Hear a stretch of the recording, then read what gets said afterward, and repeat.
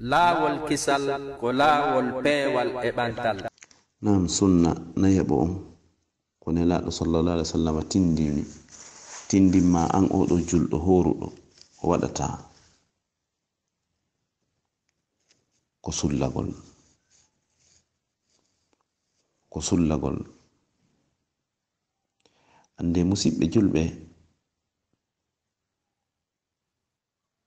nelaɗo no yewti fi ngol ɗo sullagol hollugol martaba oɗo sullagol ɓe maaki mofte an ɗen serata e moƴƴere tanke hiɓe wadde piiji ɗiɗi hiɓe yawnude huntagol ngol ko attorno ɗen kon taƴugol yawna huntagol ngol hiɓe nenna sullari ndin hiɓe yawna huntagol ngol hiɓe nelna sullari ndin nokkugo nelaɗo maaki sulle andeno e sullari ndin barkeji tasahharu fa inna fi sahuri baraka sulle andeno e sullagol ngol barke se misal oɗo barke walla barki no wi'irten non ɗen andi si en hollitama goɗɗo hino jibinana bobo ko wiyeten ko yo Allah wurnu bobo on waɗa barke makko ko honɗum fandaɗo yo Allah wurnu bobo on waɗa barke makko on waɗa barke makko ko honɗum fandi ɗen ɗon konngol ngol hingol lolli hiɗe wolde ngol kono no gasa woɓɓe men anda ko ɗum firi yo Allah wurnu bobo on ɗum ɗon en andi non ko pulal wolden yo Allah waɗu barke makko ko honɗum fandi ɗen ɗon ko fandaɗo yo Allah wurnu bobo on waɗa barke makko mana ko yo Allah ɗuɗɗin moƴƴere e makko yo Allah waɗu mo ɗuɗuɗo moƴƴere ko ɗum fanda on barke ɗon jon non nelaɗo maaki sulle andeno e sullari ndin barke jon non o barke ɗo ko mana heewugol moƴƴere woɓɓe yiyayno inna ha ustaz min mi wawata sullagol min mi wowta ɗum eta sante an on jaɓata ɗum min mi wawata immagol nder leere ɗon e nyamugol sabu fe on tuma reedu andun haray finali donc ɗum waɗi min haray si mi hirtike hande kadi lutti kadi ka huntari haray sabu nyentingol ma sunna nelaɗo on a ƴimmoto yara haysi ko koppu hundiyam haysi ko gobule hundiyam ƴimmoɗa nyentina sunna nelaɗo on yara on gobule ndiyam ɗon misal si tawi woni tawa an huntagol nder leere afwan sullagol nder leere ɗon a wowta on tuma immagol ma yara kun gobule hundiyam ɗon a heɓai nde ɗo moƴƴere nde nelaɗo maaki mofte an ɗen ɓe serata e moƴƴere tanke hiɓe yawnude huntagol ngol e hiɓe nennude sullari ndin ɗum non haray musidɓe julɓe haray nyentinen oɗo sunna nelaɗo hino okkama kadi doole no okkama kadi doole si a sullike a resantata ko yaawi korka kan min nalno yo on tigi ɓannu futti paratiwal futti heddinogal ngal ka huntagol ɓannaɗa futti ɓannaɗa ketum ɓannaɗa toori focco tagga ɗum ɗo fop fayda ɗon haray on tigi ko hirtande ɗimmere o waɗi ɗon walla ittirdi kooƴe o waɗi ɗon ñaama ha pataranno hande kadi ka o gayni ñamugol ɗon ha pataranno ko ŋaɓugol sundulla hikkata ɗon ko ŋaɓugol sundulla hikkata ɗon ka o gayni ɗum ɗon hande kadi ko ɗoyngol o faala so watnayel hay suba o juuloyta haray ko yon tigi ñaamu ñamanɗe newiɗe nennugol afwan sunna nayaɓo on ko sullari ndin ñameteɗo ka jemma. Haray ko ɗum ɗo woni sunna nayaɓon. Ara nun ɗum e sunnaji korka no karama ko ɓe makiri non ko ta'jilul fitr, ko yawnugol huntagol ngol. Ko yawnugol ma huntagol ngol ko ɗum woni sunna arano ko nelaɗo sallallahu alaihi wasallam yamiri en enen julɓe ɓe yen waɗu. Si tawi tun neɗɗo on yananama nange ngen muti, ko yo taƴu korka makko kan. Wala nana e siɓɓe men go hino wi'a ye min mi fetinkinta ko fi ñamugol, mi hori bimbi ha nde lere ɗo mi fetinkinta ko fi ñamugol. Nelaɗo non ko maki fewndo on tuma ko ya tinno taƴa, ko ya yawnu huntagol ngol. Si nange ngen muti tun horu ɗon kañum haray taƴi. Kono ɓe juulata o futuro ha ɓe gayna si ɓe taƴa non, ko ella a fayi sawaba on, a hawrodirali e sawaba on. Ko woni sawaba on ko ya taƴu si juula futuro on. Imma taƴa seeɗa juula futuro on ɓanna lannintinoɗa, walla taƴa ñama ha hara daroɗa non juula ɗum hiɗa suɓina ko tawata hiɗa mari feere muwo ma ko newani mawo. Ko woni wona ya juulu futuro on a taƴali korka ma kan. Sunna arano on ko ya taƴu korka ma kan si juula futuro on. Si tawi on tigi yananama nange ngen muti, haray ko yo taƴu. E misal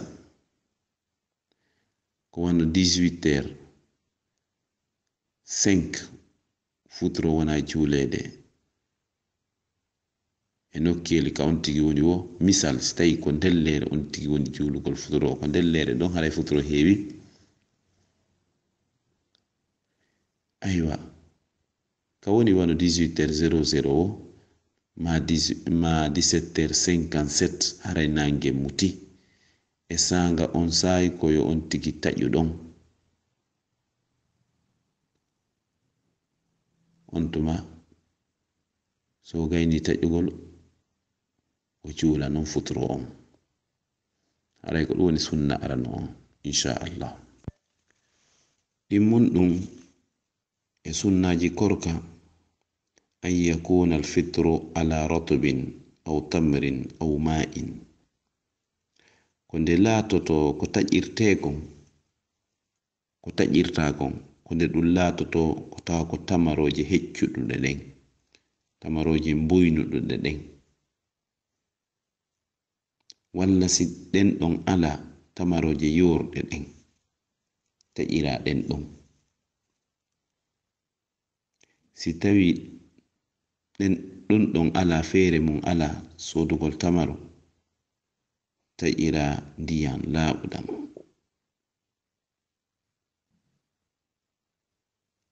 Haray sunna ɗimmo on ko nelaɗo sallallahu alaihi wasallam maaki an julɗo on waɗu ka korka ma ko taƴirgol tamaroje heccuɗuɗe ɗen sino newo. Si feere ɗum ala taƴira tamaroje yorɗe ɗen, mana o yi'e wano ka kartowoy kaɓe yeyata ɗum hara ɗen ɗon no ɓendi ha ɗumanni dankodiri ha tawa a hoɓɓitira hore karanko ɗen ɗo ɓenta tamaro attamaru tawa ɗen ɗon ɗe ɓendi ha ɗe ɗumanni ke yori. Si ɗum ɗon ala on tigi taƴira ndiyam, walla si ɗum ala lemune banana ko on tigi heɓi feere ɗo wo. Hikma mum on kadi ara nun ɗum ko ñentingol sunna nelaɗo hay sen andali hikma go kadi ara nun ɗum ko ñentingo sunna nelaɗo mo ñentini sunna nelaɗo ko baraji o heɓata ɗin mun ɗum hikma ɗimmo on komi faami e mun ton e faami e ɗum ɗo kon neɗɗo on o hoori bibimbi ha nder leere ɗon fayda tetekki makko ɗin ɓattike ɓattodirgol hewa so o naɓi ɗon so o ñaami ɗon ko teddi ko riske barminde tetekki ɗin ko ɗum waɗi o ñaama ko ko foygitiɗo fii yo reedu ndun resantu wondema goɗɗum goohino arde ko teddi ɓuri ɗum ɗo on tigi attora ko foygiti kon siya non e toori ma futti ma ketum ma ko nanta suga ɗiɗo piiji haray toɓɓere ɗimmere nden e sunna nelaɗo on ko nelaɗo yamiri horɗon yo waɗu ko yo taƴiri ko hecciɗi tamarore heccuɗu nde o taƴira tamaroje 3 walla 5 si ɗum ɗon feere ala wotere tawa heno fuuji si tamaroje heccuɗuɗe ɗen ala o taƴira tamaroje yorɗe ɗen si feere tamaro ala o taƴira ndiyam laaɓuɗam nam sunna tammo on ko nelaɗo sallallahu alaihi wasallam tindini horuɗon yo waɗu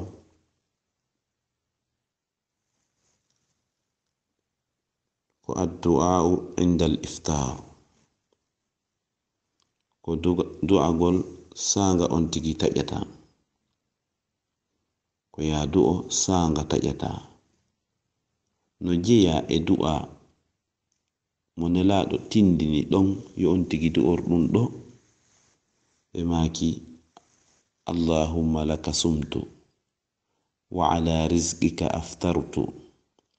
fataqabbal minni innaka anta as-sami'ul alim allahumma laka sumtu wa ala rizqika aftartu fataqabbal minni innaka anta as-sami'ul alim o ɗo du'a no jeya mo nelaɗo sallallahu alaihi wasallam tindini an o ɗo julɗo ya du'or honɗum woni du'a on allahumma ya an allah laka sumtu ko an woni ko mi horani wona fiyo goɗɗo yi'anan mi horani wona fiyo mawɗo an yi'anan walla moodi an walla sonna an walla ɓiɗɗo an on walla wondiɓɓe an ɓe nafiyo ɓe yi'anan ɓeɗo fuu laka sumtu ko an woni ko mi horani wa ala rizqika aftartu koye dow arsikaji ma ɗin mi taƴiri hay si tawi woni ko an soodi maaro kon soodi ko soodete kon fuu ko arsikaji Allah ɗin taƴirɗa sabu mbuuɗi ɗin tun nafotako ko ya ƴettu mbuuɗi ɗin yaha sooda nemaji Allah ɗin ɗi Allah moƴƴini ɗin paske si sanko ɓen sanki ɓe waɗi golle maɓɓe ɗen golle Allah ɗen ko argol funna ɗum ɗo buynina ɗum ɗon yaha ha ɓenda tawa ɗum ɗo soñite non adde ka marse yeye an ara sooda ko arsikaji Allah ɗin taƴirɗa wallale hay so tawi ko an soodi walla ko moodi ma soodi ya andu ko arsikaji Allah ɗin taƴirɗa himo wawno liɓugol nawnare e ma tawa an a ñamata kala ko weli ñamata sukkar a ñamata ɗum ɗo a ñamata ɗum to ɗum non ko kanko elti ɗengal ngal ta singal maɗɗike ngal sendidira e ngal inna ɗum ɗo no weli ɗum ɗa no riggi ɗum ɗa no haaɗi kanko waɗɗo ɗum ɗo on ko kanko arsiki sona ɗum haysi ñamete on naka suudu tawa hiɗa interdisa ñamugol ɗum ɗo holli ko arsikaji Allah ɗin taƴirɗa o wi jaɓanam fataqabbal minni jaɓanam komi juuli kon jaɓanalan komi hoori kon jaɓanalan komi du'i kon jaɓanalan denda nangal moƴƴereji komi waɗi kon innaka no an Allah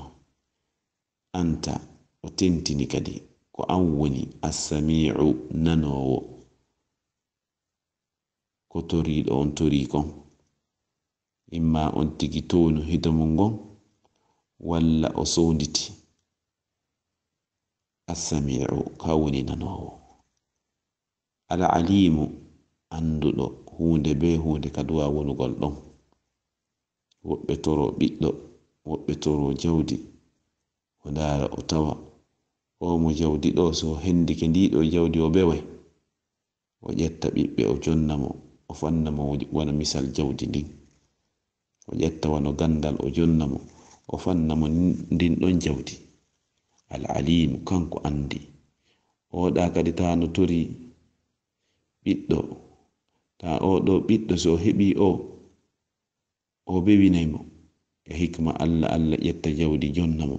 ƴetta laamu jonnamo tawa wala ɓiɗɗo so jaɓi o jebbilanike kodduri e Allah on Allah yoɓa mo o yaha o tawoya ɗum ɗo ko torimo kon kanko Allah subhanahu wa ta'ala kala akhira Allah no maranimo ɗum ɗo haray o duwa hino tawa mo nelaɗo tindini ya du'o ado a taƴude hino ton kadi du'a o ɗo tigir du'a himo mari fillayeji buy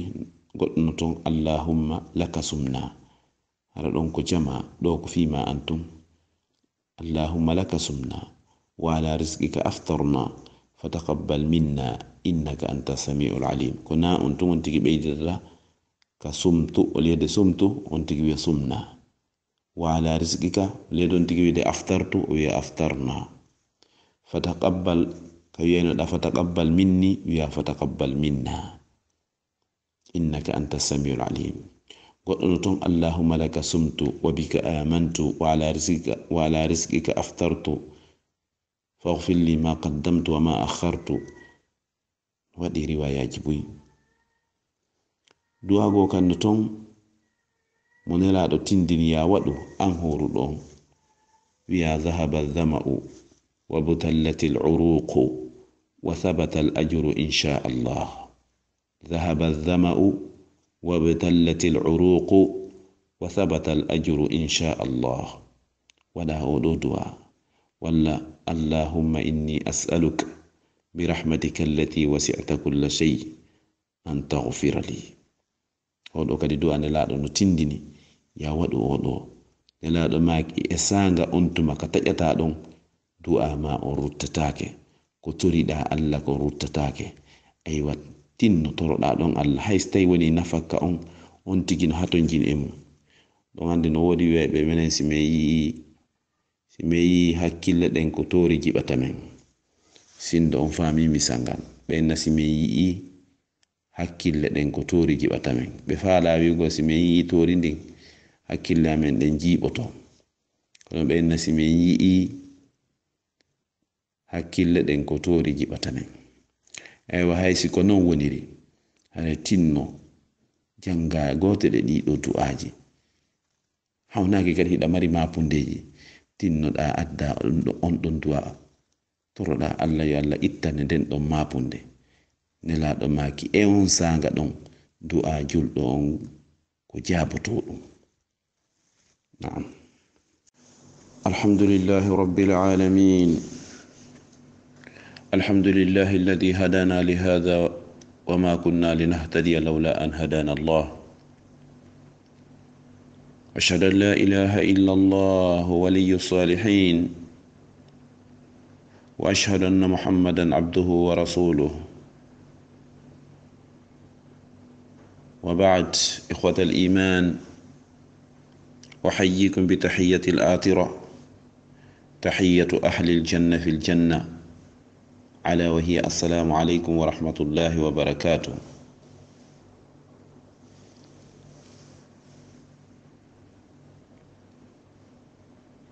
نعم مسيب يلبي تدر بالإسلام أو إن أردين تديد أكون قديت تقول الله سبحانه وتعالى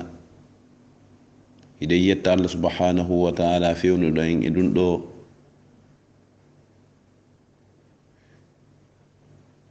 سندو فيونانو إن واواتانو فيونو قل هوري من إن واواتانو هندي تقول فيوا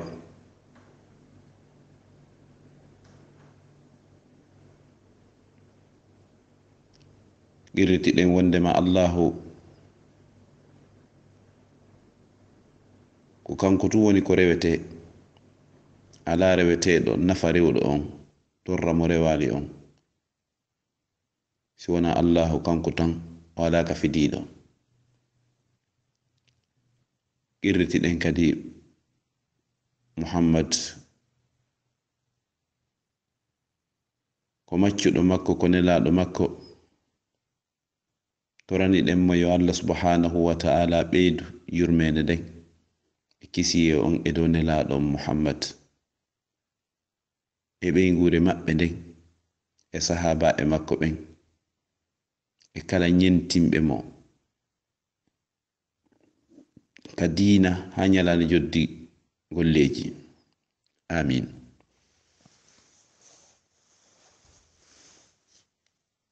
haray musidɓe julɓe,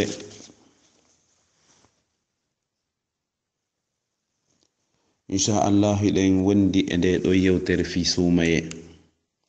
sabu no fewnɗo ko ɗum fewndi wowlugol. karamakoɓe maki likulli makanin maqal wa likulli maqalin makan. no kala e nokku ko wowlete on ɗon nokku. aywa fewndu ɗo ko duwa wowlede ko fi sumaye.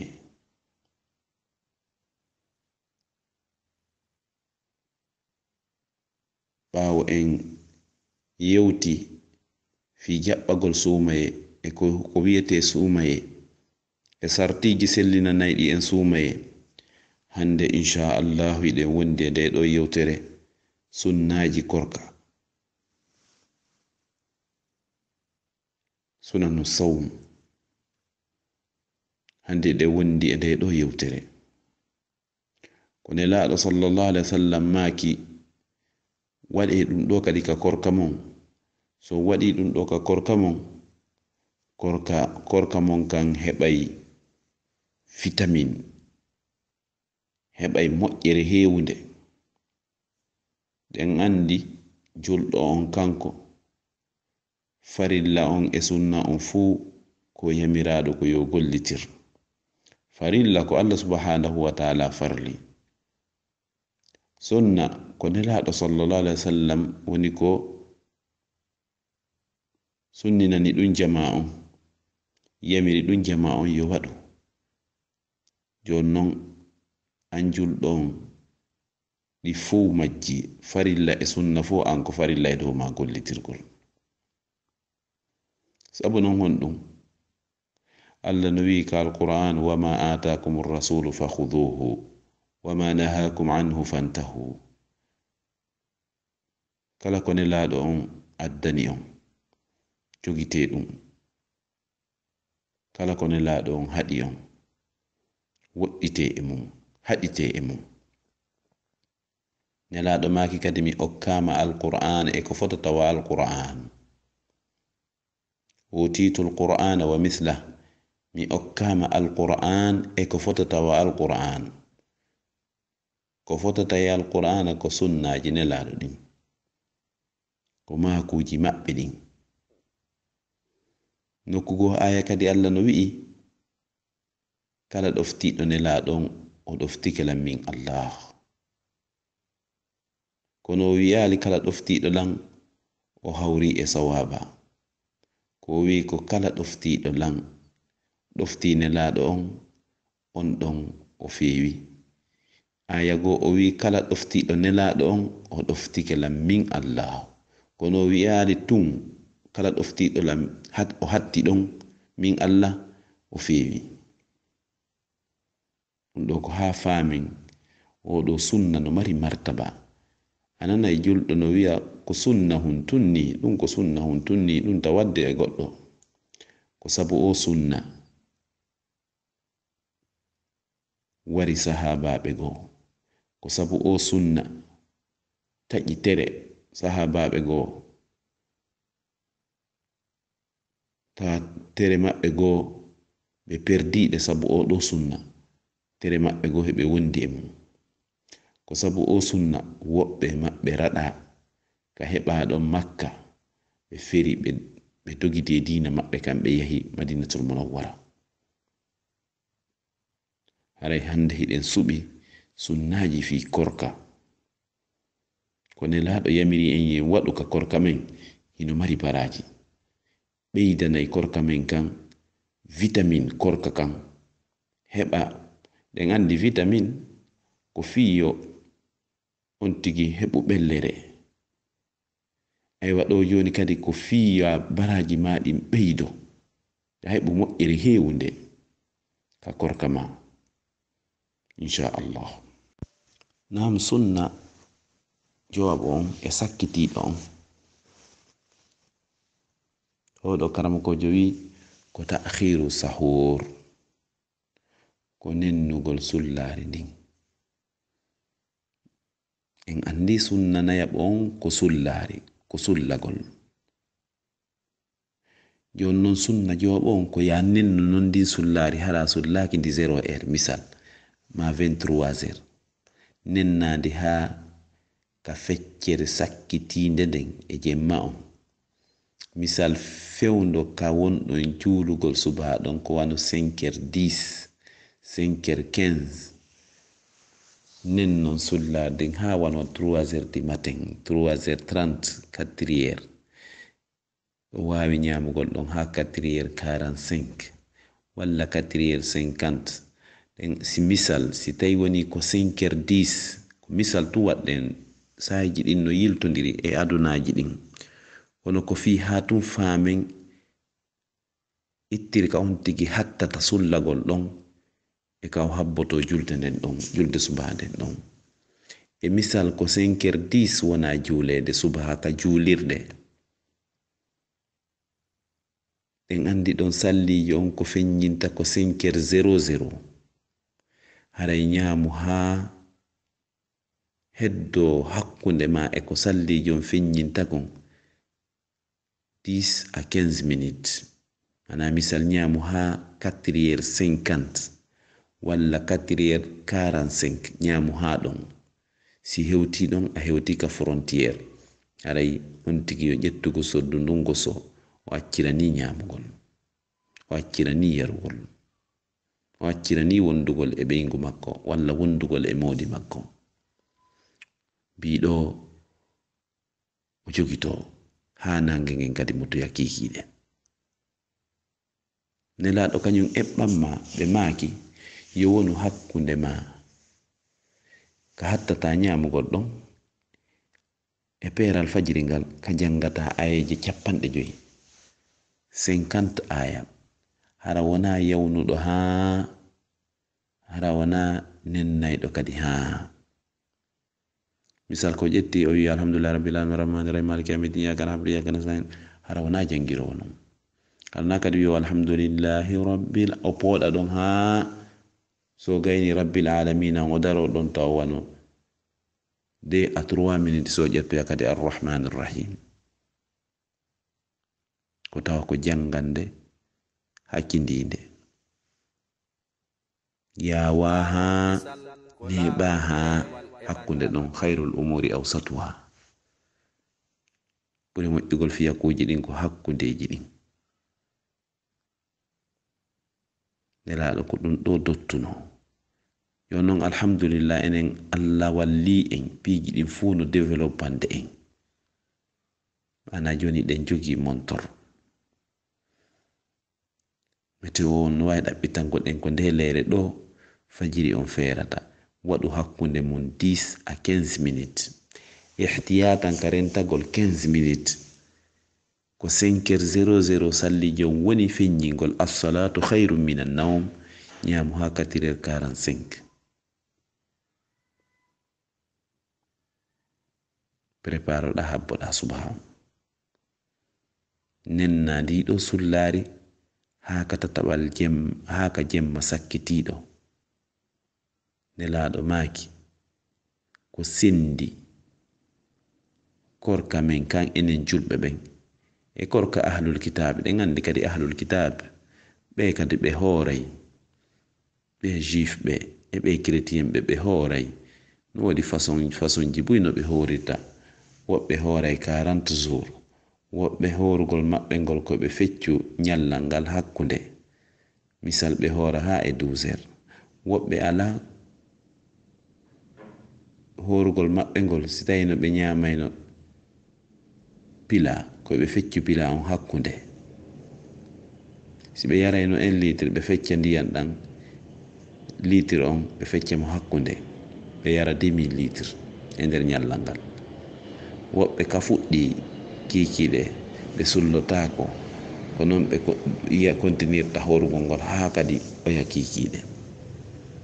waɗi façon ji buy nelaɗo maki non wo ko sendidiri korka men kan enen julɓe men e korka ahlul kitab ko sullari ndin ko sullagol ngol ɗum noon tinnoɗen sulloɗen musidɓe julɓe sabu ko nelaɗo tindiri kon ko ɗum tu woni ko moƴƴi ko ɗum tu woni kadi ko feewi haray sunna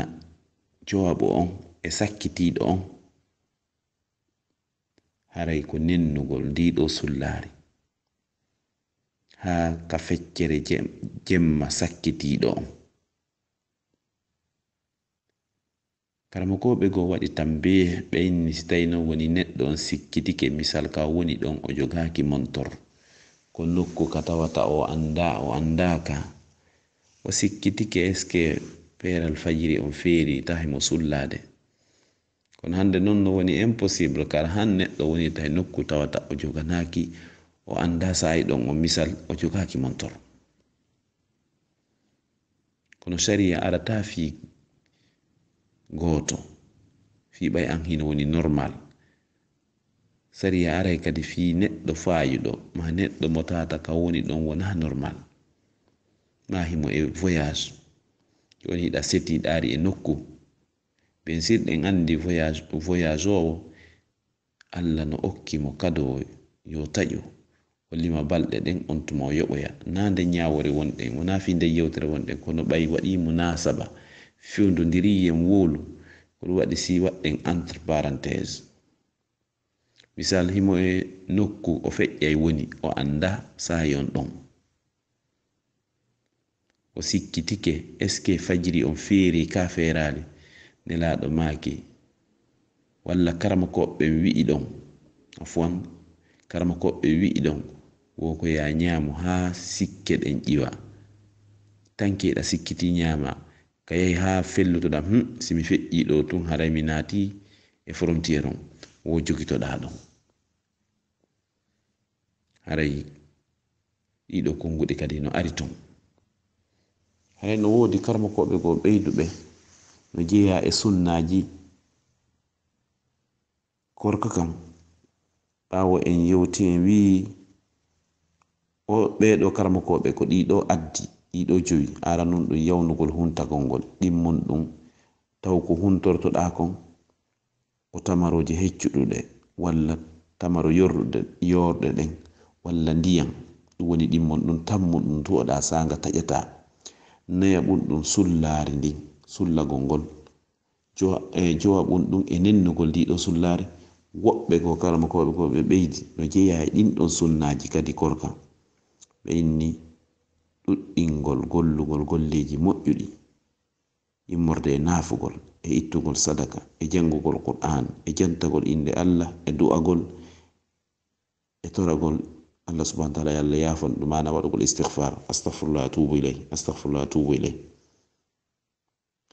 ɓe watti ɗon kadi karmakoɓe goo ɓe wi no jeeya kadi e sunnaji korka kan si tawi woni goɗɗo hoynima mana yennima hiɗa hoori an wata yennumo wata yotto wimo an hiɗa hoori a yottotako fiya gaño ɗiɗo baraji ɗi tawata ino marana horuɗo mo tawata waɗali fasiqiyagal waɗali pankare e nder korka makko kan. Hala no wodi karma ko ɓe ɓeytuɓe ɗum ɗo kono wano Sheikh Abubakar Jabiri Jazai kanko ko ɗiɗa o addi ɗiɗa jowi ɗi sifi ɗem nanen haray ko ɗo wonɗen daragol ɗen toro Allah subhanahu wa ta'ala yo Allah on tawno en suma e hoore jam o newnana en hooren o newnana en yentinen sunnaji nelaɗo ɗin e nder sumaye on o jaɓana en ko wonɗen horugol kon e ko wonɗen du'ago kon e ko wonɗen nafugo kon haray musidɓe julɓe ka lannode yewtere tinnoɗen nde si sumaye ari wakkilo ɗen en yewtino non ɓaawo ga kono ɓeydugol juuri e hoore juuri ko ɗuɗɗingol ndi wona welnugol ndi haray ko yen ɓeydu waɗugol moƴƴere nden e nder sumaye ko yen seeru sentir men o wakkilo ɗen siko sonnaɓe ɓe haɓɓa wudere nden moƴƴa ɓe yaafo yalla teddin en ɓe tinno ɓe wakkilo e dewal Allah subhanahu wa ta'ala ɓe terto e joɗagol darugol teleji darugol novela darugol série walla darugol pese walla darugol film endu ɓe terto joɗagol ɗum e darugol ɗum a dari hitanden fuu o sériji suma e hewti ƴettu commando yowamo ka hoore dow ka hoore bife dow wurnita jemmaji ɗin ñalormaji ɗin wona jangowo Qur'an e jantagol inde Allah bela jo ya heɓu yurmede Allah nden heɓa welaye Allah on hara wona joɗagol e ñu'ugol yimɓe haray piiji ɗin fof ino haɗa ko boni kon e lebbi hedditiɗɗin ko e nder sumaye ɓuri tentinede haɗede ñoore en yennugol en e ko nanditata suga ɗiɗo piiji kaka sumaye ɓuri handugol ɓuri tentingol yo on tigi ta waɗu ɗum ɗon yo on tigi accu waɗugo suga ɗin piiji haray ko ɗum ɗo wonno yewtere men nden haray hiɗen daro ɗo si yewtere nden hawri e gonga nde hawri e sawaba ƴetten en fuu gollitiren anden ko Allah neldi en si yewtere nden hawri e farjere walla nde mi haqqe goto e heɗitiɓɓen haray miɗo gantino miɗo toro yaafuye haray fandu nde anden ko yo moƴƴan en non aqulu ma tasma'un wa astaghfirullah li wa lakum fastaghfiruhu innahu huwal ghafurur rahim. Assalamu alaikum wa rahmatullahi wa barakatuh. laawol kisal ko laawol peewal e ɓantal